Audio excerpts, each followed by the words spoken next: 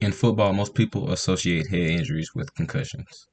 However, according to an article by Neil Anadad with U.S. News Health, it's not uncommon that a hard enough hit to the head could result in someone gaining both a concussion and a serious injury to the cervical spine or neck area. Today, I will be discussing head injuries in football and how it affects certain parts of the body.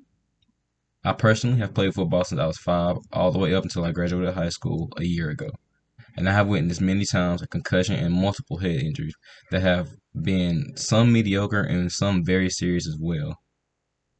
This top this topic is very important to a lot of people, mostly athletes, that not only play football but other contact sports as well, because this research could help you get a better understanding of what your brain may go through or have been through and ways you can prevent it or treat it from occurring again in the future. The three major points I want to go over in my presentation is first, how do these head injuries usually occur in football? My next point I want to go over after that is how does a player know if they have a head injury or an injury due to a hit to the head? And then my final point is what are ways that these head injuries are being prevented and treated in football? My first point I'm presenting is how do injuries usually occur in football. According to an article by Chris Dodson, who did an article with RothmanOrtho.com, concussions are traumatic injuries in football, which usually occur very frequently. This can occur as a result to a direct hit to the head or a blow to the body that causes the head to move suddenly, kind of like a whiplash in a car accident. In the NFL, most concussions occur in the last quarter of the second half of the game. That's usually in high school and collegiate as well. In my opinion, I would say it's from fatigue, and from my personal experience, I would say it's from fatigue and not using proper technique because players are too fatigued and tired. Another occurrence that is usually undermined is helmet to ground contact. If a player is hit hard enough or is taken to the ground with enough force to where his helmet hits the ground hard, then that player could very much sustain a serious head or neck injury. Which brings me to my next major point is how does a player know if they have sustained a head injury or concussion? After taking a big hit, how would a player know if they have a serious head injury or not? According to an article from centerforresearch.com, after a serious hit, a player will know if they have a concussion if they feel disoriented, are having memory problems, headaches, fogginess, and a loss of consciousness.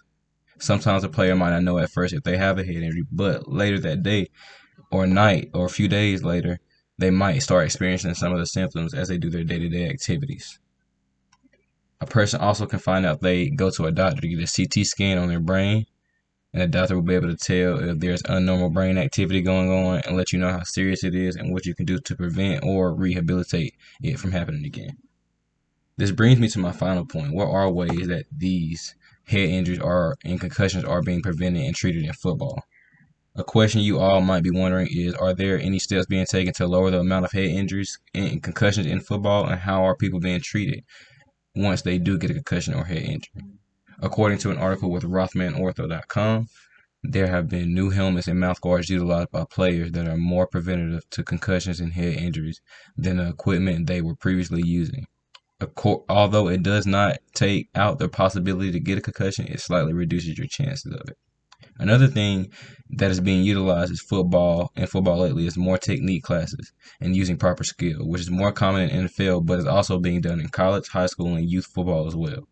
This is so players know the seriousness of head-to-head contact. And recovering from a concussion is not too bad as well, and it's not much of a hassle on your body either. And it differs in different age group of your recovery time. The athletes would be in what is called a concussion protocol, where the player has access to practice plays on the sideline, do light, limited exercise on the bike, and review and watch film, which is basically everything but no contact and not as much physicality. In my presentation today, I wanted to inform you all on head injuries as it relates to football and affects the body. I went over how head injuries occur in football, and also I went over how a player would know if they had a head injury or concussion, and I also discussed what a player can do to prevent and things they can do to rehab it as well.